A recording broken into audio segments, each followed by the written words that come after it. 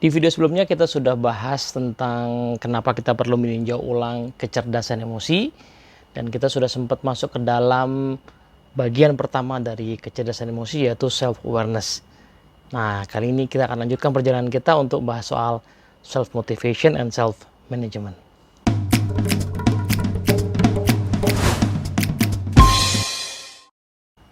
Oke, Assalamualaikum warahmatullahi wabarakatuh. Halo teman-teman semua. Kalau belum nonton video yang sebelumnya, silahkan tonton dulu karena sambungannya akan kita bahas kali ini. Jadi di bagian pertama soal kecerdasan emosi adalah bagaimana kita mengelola diri kita sendiri, yang berawal dari kita sadar akan apa yang terjadi pada diri kita. Itu bagian paling basicnya, tapi yang lebih jauh lagi adalah kita sadar tentang posisi kita ada di mana. Kalau kita ada di organisasi, kita sadar akan kemampuan-kemampuan kita, kita sadar akan potensi-potensi kita, sekaligus juga kekurangan-kekurangan kita. Karena dari situ kita kemudian bisa maju untuk melakukan kompetensi yang kedua, mengembangkan kompetensi kedua, yaitu self motivation and self management. Kalau saya sadar apa yang bikin saya marah misalnya, maka saya kemudian bisa memfokuskan diri saya untuk melakukan pencegahan supaya saya nggak gampang marah. Kalau saya sadar saya mut-mutan misalnya, lalu saya perlu cari cara supaya saya nggak, atau mut-mutan saya itu tidak mempengaruhi hal-hal penting yang akan saya kerjakan. Kalau saya sadar bahwa saya terlalu mudah mengambil keputusan tanpa perhitungan yang matang ketika lagi di emosi tertentu, maka saya perlu melakukan pengaturan dalam pikiran saya dong, supaya pada saat harus ambil keputusan penting, kondisi mood saya, emosi saya tidak terlalu mempengaruhi.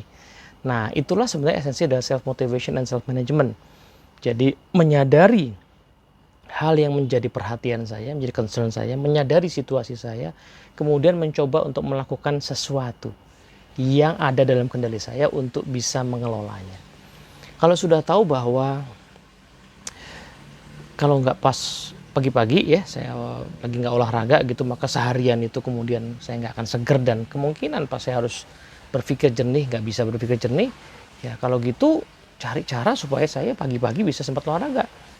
Misalnya jangan tidur terlalu malam, misalnya memastikan jam waker kita nyala, menyiapkan pakaian olahraga, atau mencari alternatif olahraga-olahraga yang bisa kita lakukan yang paling memungkinkan dengan berbagai kondisi. Oh hujan nih, yaudah olahraga di rumah misalnya, seperti itu.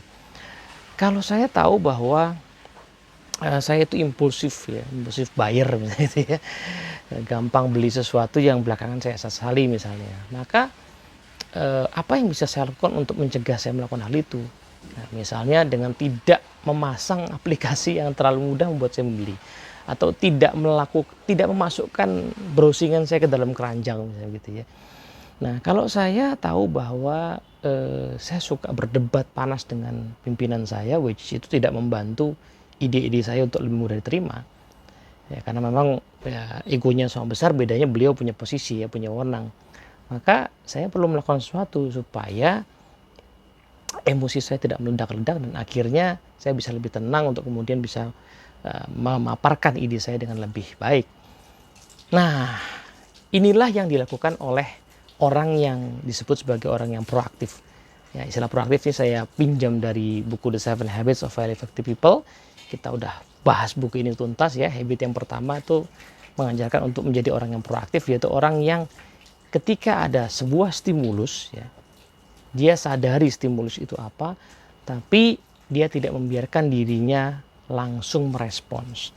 Nah, tapi dia menggunakan ruang di antara stimulus dan respons itu untuk mengambil keputusan. Apa saja ruangnya? Ruangnya itu ada 4 ya katanya. Pertama adalah ruang itu bernama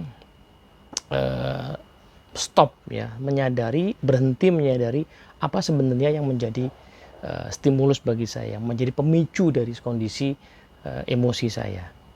Yang kedua adalah menggunakan imajinasi, yaitu memikirkan dampak kalau saya merespon secara impulsif, reaktif, seperti apa dampaknya. Lalu apa sebenarnya dampak yang saya inginkan.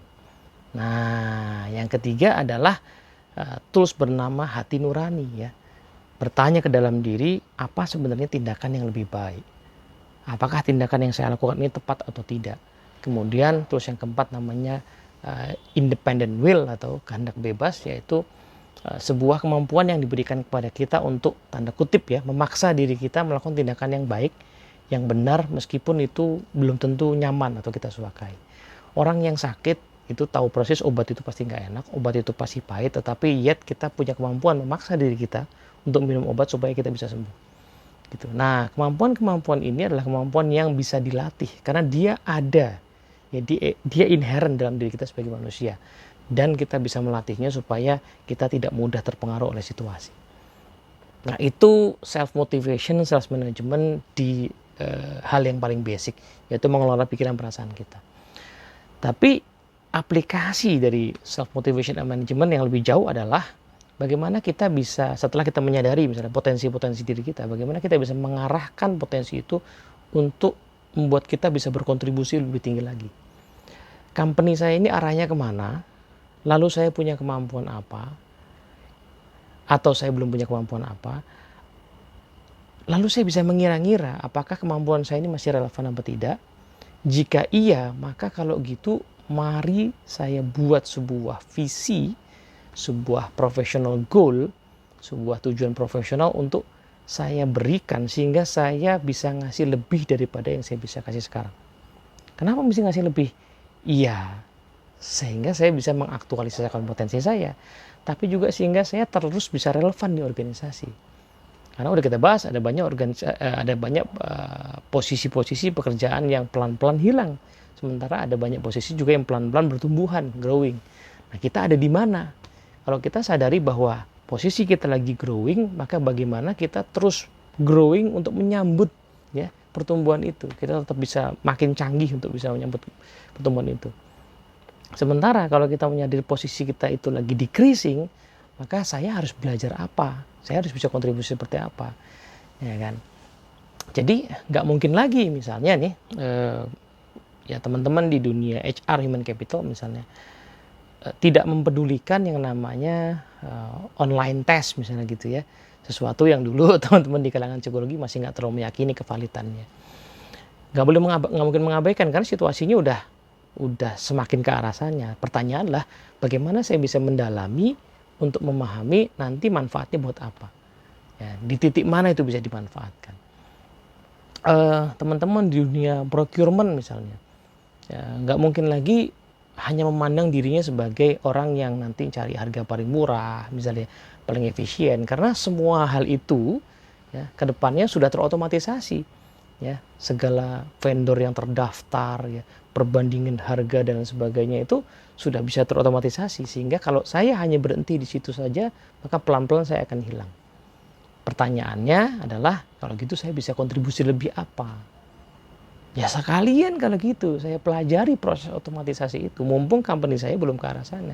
Saya pelajari, saya buat roadmap-nya yang cocok buat company saya propose yang possible untuk tahun ini seperti apa. Nah, disitulah ya kita akan menjadi orang yang relevan, karena begitu proposal itu diterima, maka kita akan jadi orang yang paling kompeten untuk mengeksekusi itu sekarang, sekaligus juga jadi orang yang paling kompeten untuk melanjutkan itu sampai tuntas, yang mungkin masih perlu waktu 2, 3, 5 tahun lagi.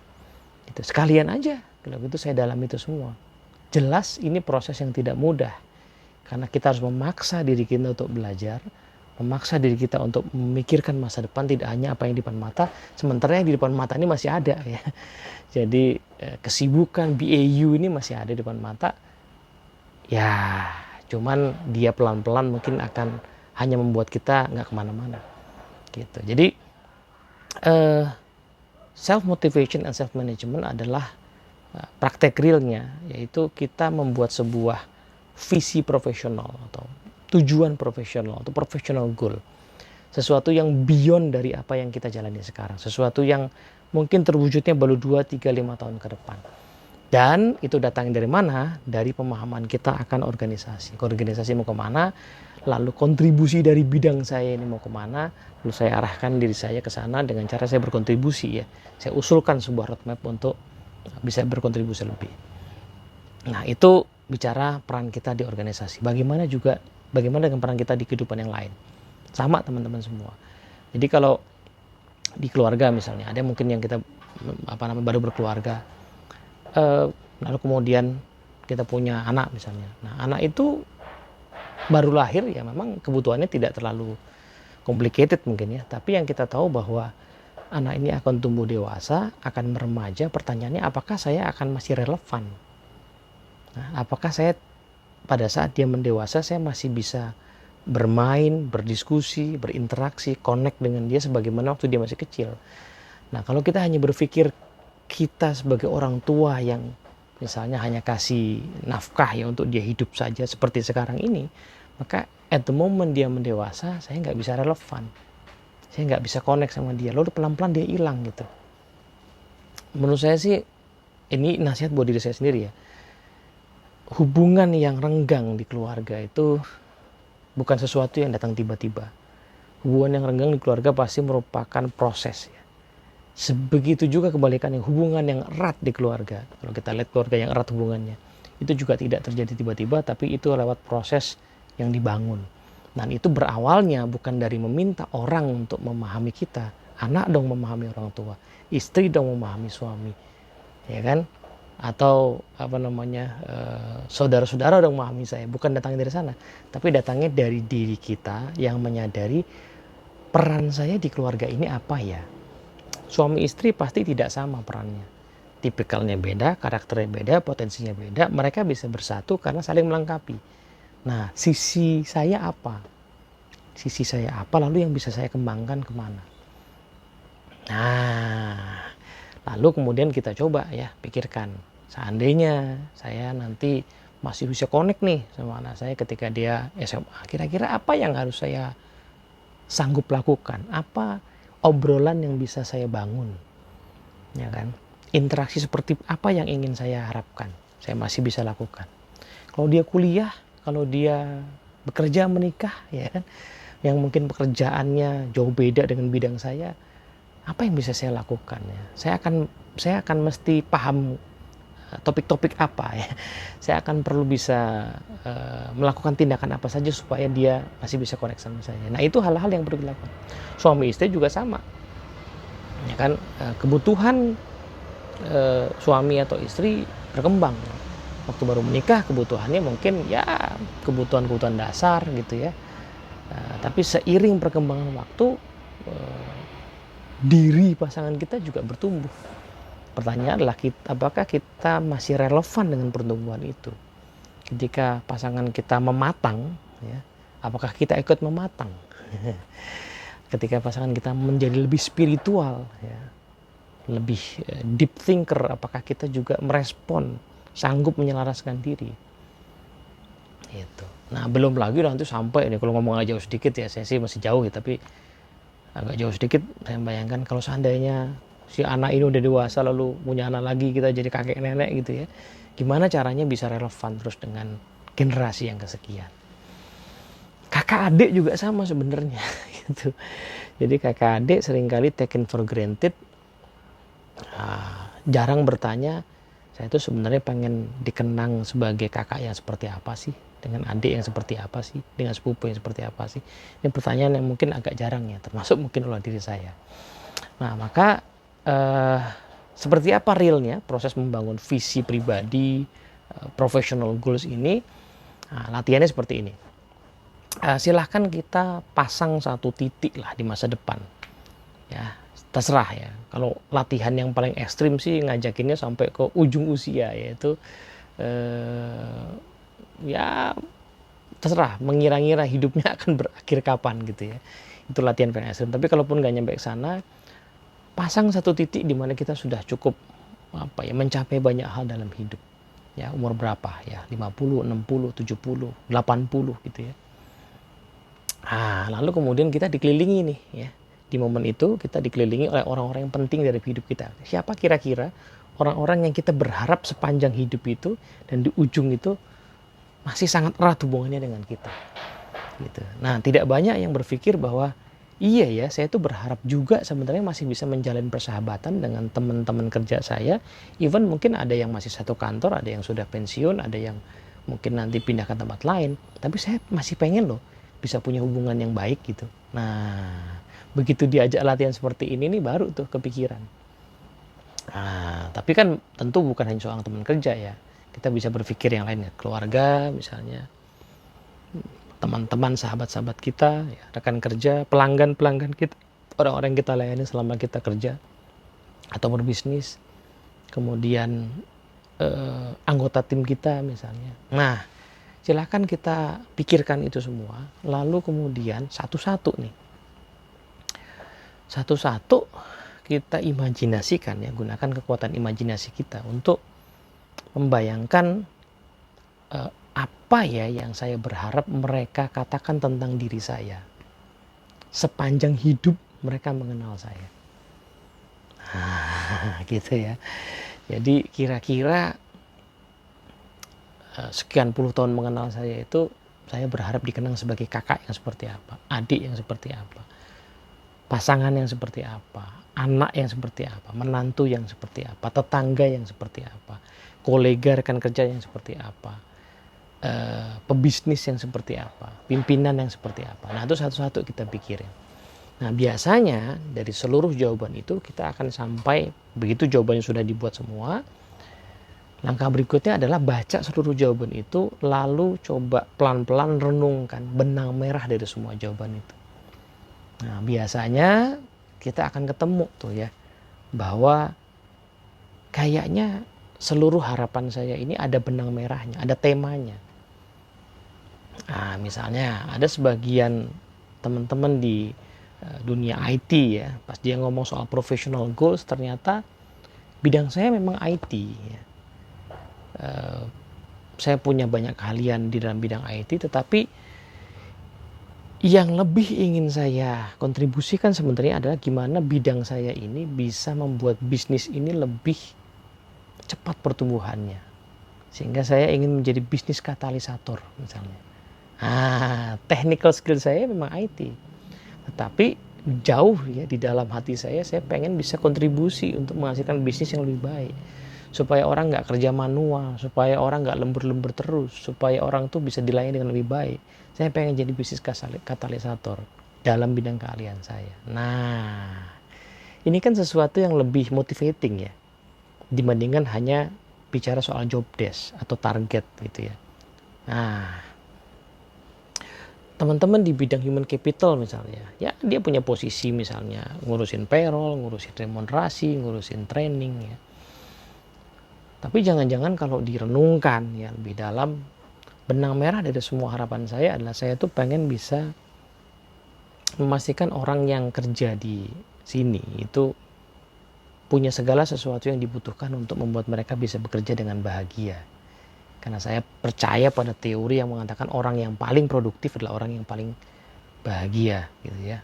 Dibalik juga bisa ya, orang yang paling bahagia adalah orang yang paling produktif dalam bekerja. Jadi produktivitas itu hanya dampak ya. Nah, pemicunya adalah kebahagiaan yang dia dapatkan di dalam pekerjaan-pekerjaan, dan untuk itu ya saya mesti pastikan tiap orang tuh berada di posisi yang tepat ya. Tiap orang itu kemudian bekerja di bidang sesuai dengan minat, passion, keahlian dia, dengan tim yang fit dengan dia gitu misalnya. Itu perannya sebagai human capital gitu misalnya. Karena nanti pelanggan juga akan terlayani dengan orang yang engage seperti ini, mereka akan lebih connect gitu. Nah, professional goal seperti inilah yang akan menginspirasi kita, memotivasi kita untuk mengelola diri dengan lebih baik.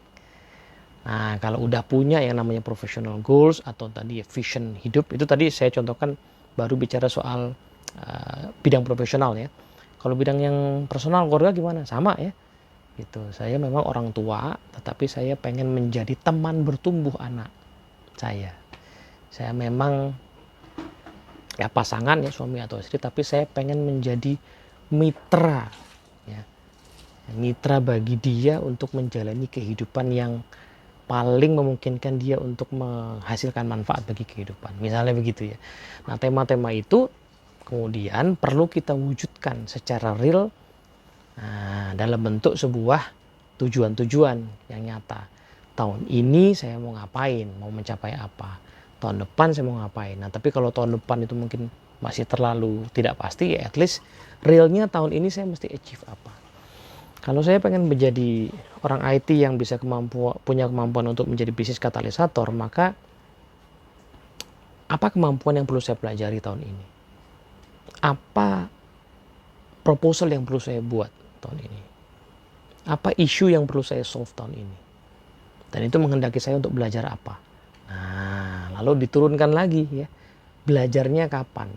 Meningkatkan kapasitasnya kapan? Oh, ternyata saya udah oke di technical IT, tetapi saya masih sangat lemah dalam ilmu bisnis. Berarti saya mau belajar bisnis tahun ini. Belajarnya bentuknya apa? E-course misalnya, atau baca buku, atau ikut kuliah lagi ngambil magister manajemen misalnya. Kapan saya mau daftar? Nah, seluruh aktivitas tadi perlu kita masukkan ke dalam agenda-agenda mingguan kita, dan barangkali juga sampai ke tataran agenda-agenda harian kita supaya betul-betul kejadian. Oke, saya akan meluangkan waktu 1 jam per hari untuk membaca tentang hal yang mau saya develop tadi. Saya akan meluangkan waktu setengah jam per hari untuk cari bahan omongan dengan anak saya. Saya akan meluangkan waktu 1 jam per minggu untuk belajar ilmu tentang kepemimpinan. Karena saya pengen bisa mimpin tim saya lebih baik. Saya pengen meluangkan waktu 1 jam per minggu untuk belajar ilmu parenting. Supaya saya bisa mendidik anak dengan lebih baik. Nah, saya ingin meluangkan waktu seminggu 30 menit atau 15 menit untuk menelpon saudara-saudara saya atau sahabat-sahabat saya. Saya akan meluangkan waktu sebulan sekali untuk mengajak teman-teman saya, sahabat-sahabat saya untuk berkumpul, untuk silaturahim dan lain sebagainya. Nah, aktivitas-aktivitas real itu akan kita lakukan dengan motivasi yang tinggi kalau punya ujungnya, punya visinya. Jadi bikin dulu visinya, lalu kemudian buat dia jadi sesuatu yang real. Nah, ini semua hanya datang dari sebelumnya namanya self-awareness. Saya sadar saya butuhnya apa, lalu saya bisanya apa, lalu saya arahkan diri saya untuk bikin apa. Kira-kira itu teman-temannya. Nah, pada saat saya menetapkan sebuah visi, sebuah tujuan, jelas pasti tujuan itu kan diarahkan untuk berkontribusi. Dan kontribusi saya kalau cukup besar biasanya nggak mungkin bisa dicapai sendirian. Saya mesti berkoordinasi, atau justru tadi ya, saya pengen menjadi bisnis katalisator itu kan